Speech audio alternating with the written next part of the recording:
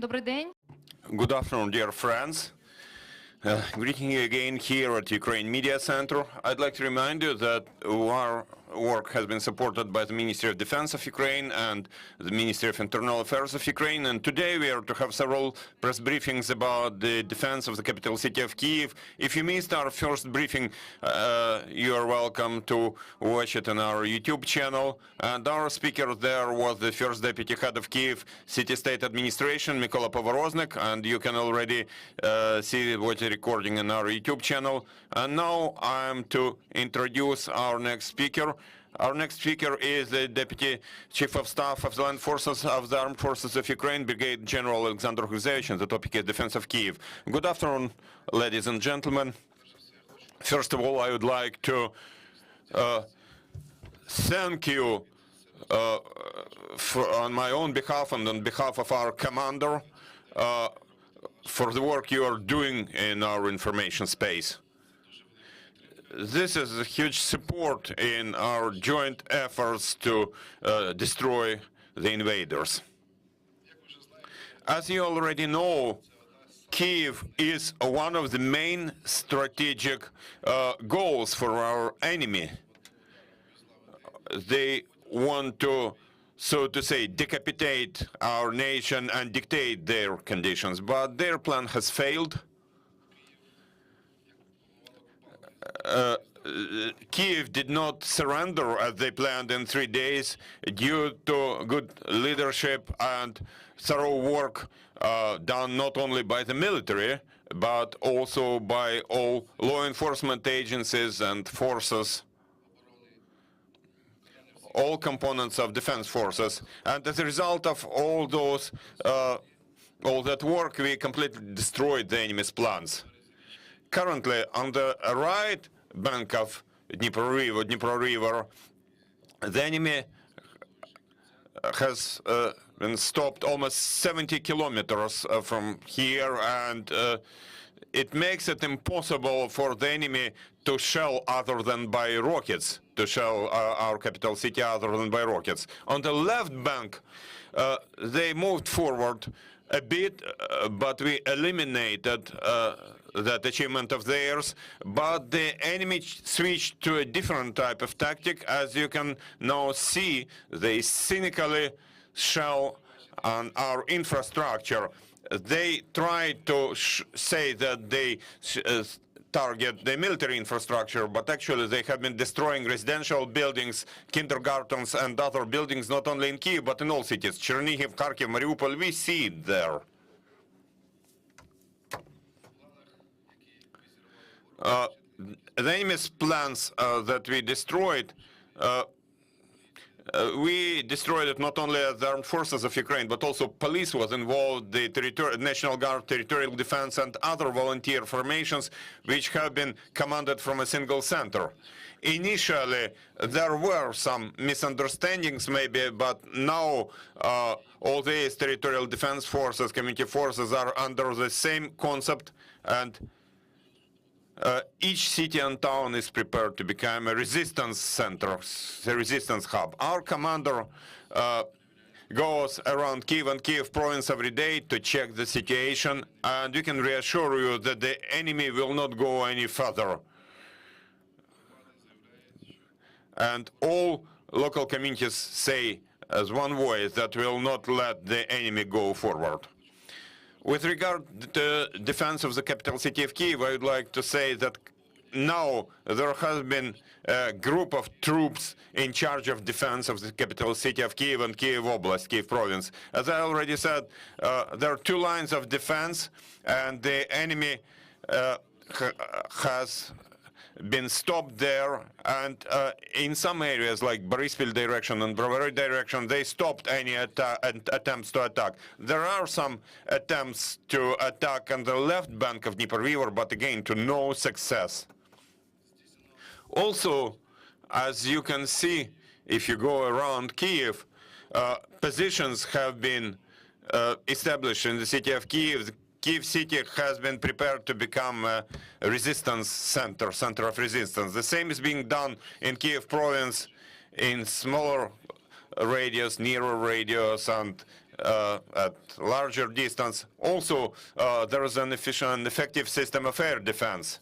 For the last couple of days alone, there have been 2 airplanes and 1 helicopter downed, more than 6 rockets. But unfortunately, fragments of those rockets, when we down a rocket, their fragments fall down and they destroy our buildings and our civilian infrastructure. Also, I would like to say that since we created an effective air defense system, still you should not forget about air raid sirens, air raid alerts. You know, God helps him who helps himself, and also we, the military, feel better when civilians are in the shelters, in safe places. So please don't neglect those air signals, air alerts.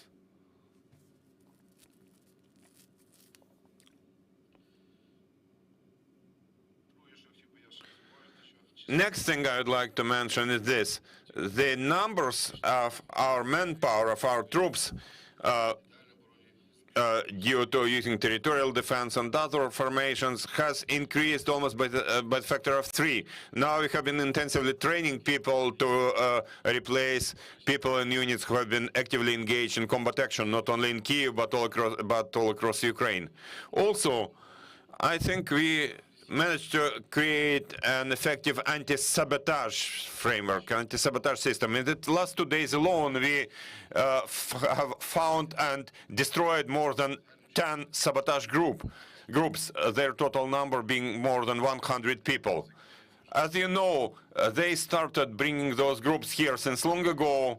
They were based here, but we find him. We eliminate them, and more than 35 sabotage groups have been eliminated during the whole wartime. I will not provide all the statistics, but I would like to reassure you that the security service and other law enforcement agencies have been carrying out all these actions, and you can see that now there is less shooting heard in our streets. It became more quiet here, and locals can feel it. Also, I would like to say that there have been very good results shown about cooperation between the military authorities and civilian authorities. I would like to thank our mayor, first of all, to thank Vitaly Klitschko. We maintain permanent cooperation with him around the clock. And whenever we have certain needs, whenever we have certain tasks, everything is being done very quickly. And we have never seen that there would be any delay and something would not be delivered and so on. So I really thank our mayor for this, for all this. Also, now there has been a new head of Kyiv Oblast administration, Oleksandr Pavlyuk. As you know, before that, he used to be the commander of the Joint Forces operations. So I think it doesn't need any additional comments. That's the person who knows what to do, and he will do it. And he is now leading that work in Kyiv Oblast, Kyiv province. Everything will be done, and the enemy will not get there.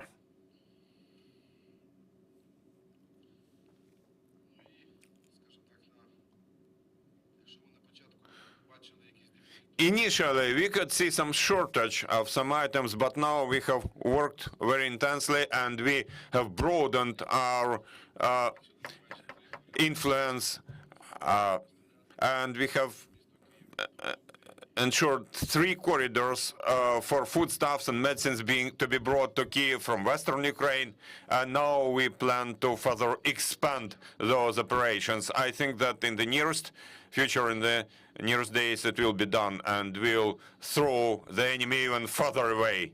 And at the end of my statement, I would like to say that the armed forces of Ukraine, with all components of defense forces, are ready for any developments in this situation, are ready to carry out their duties. If needed, we'll sacrifice our lives, but the enemy will not go forward.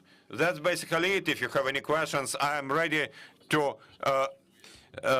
answer them, but I have to be in some other place because of the current situation, so I don't have much time. So, dear colleagues, literally several questions, and let the general go. Questions quickly. This is Miquel from Spain, El Mundo. First of all, today the shelling, it seems that the shelling on Lviv was coming from the Black Sea. Why this strategy, and do you have any way to prevent, to stop this kind of attacks from the Black Sea? And the second is, do you see a pattern of bombing not only civilian infrastructures, but civilian people? There is a kind of tactic of terrorizing the people?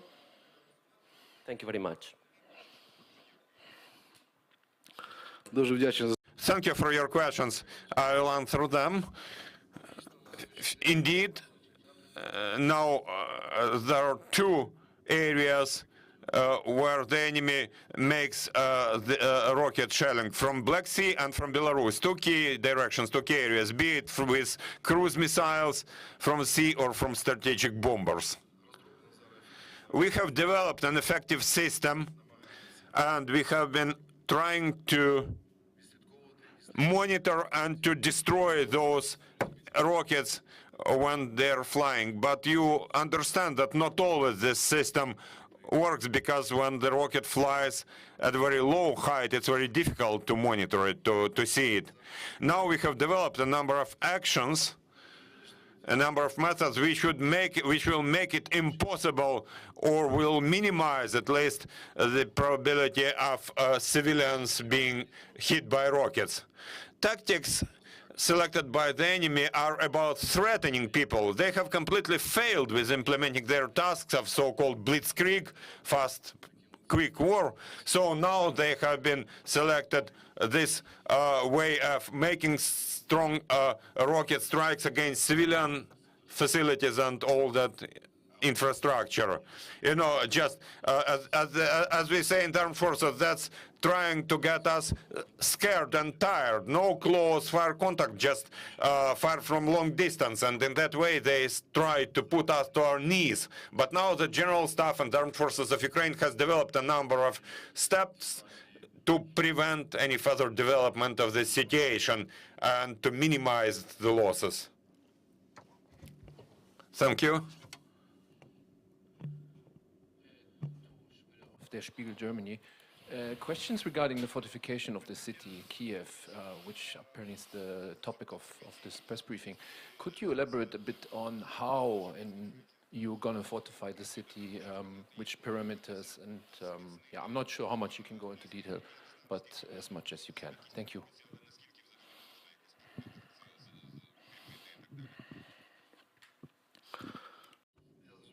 I understand. Thank you for your question. As I already said, we have developed, we have established two key lines of defense. At the same time, we have identified specific places, specific locations where it's quite probable to expect something. All key routes are blocked, and each city, each strategic city or town is prepared to become a resistance hub. We increase both explosive and non-explosive barriers at all routes where the enemy may come. And then it's about tactics. So, I will not go into details,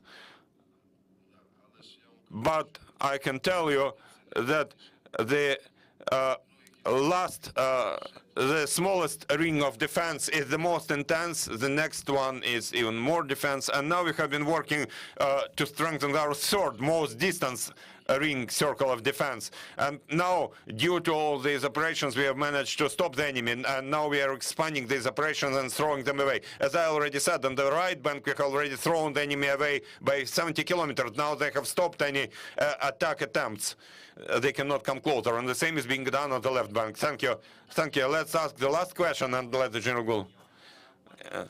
We've seen that civilian infrastructure has been attacked even today in Podolsky district. we saw the civilian infrastructure being attacked. So does that indicate that the Russian forces are closer and closer, and that's how they're targeting, like how close they are, and what are your plans to push them back in order to keep the civilians safe?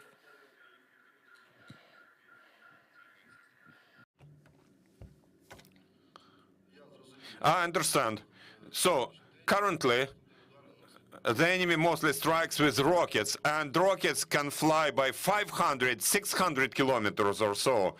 So, you know, our main task, our main objective is to reduce their ability to fire with artillery and missiles, reactive artillery, and we have successfully done it. As I already said, we had a small problem on the left bank, but this has also been been completed by almost 100%.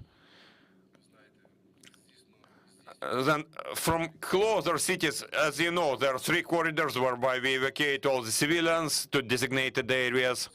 And as of today, we have already evacuated, I'm not to repeat the statistics, you know it already, you know how many people have already been evacuated from Irpin, from Bucha, and from other towns and settlements around Kyiv. In the next days, very soon, artillery fire from both multiple launch systems and other systems, well, it will happen, but they will not reach Kyiv anymore. It's already been planned, and we do everything to get there. The only thing is, as I already said, it's about anti-rocket defense, and steps have already been taken, and further steps will be taken to avoid further shelling of our capital city and all other towns. Thank you, General. Thank you for finding time and joining us here. Dear friends, dear journalists, I would like to remind you that at 3 p.m. we'll have a briefing with people who managed to evacuate from the hottest areas in Kyiv province. So you're all welcome, and thank you for being with us. Thank you again. I'd like to repeat that our Commander-in-Chief also thanks you for your work, or your information work. You help us. Thank you, General. Thank you for attention.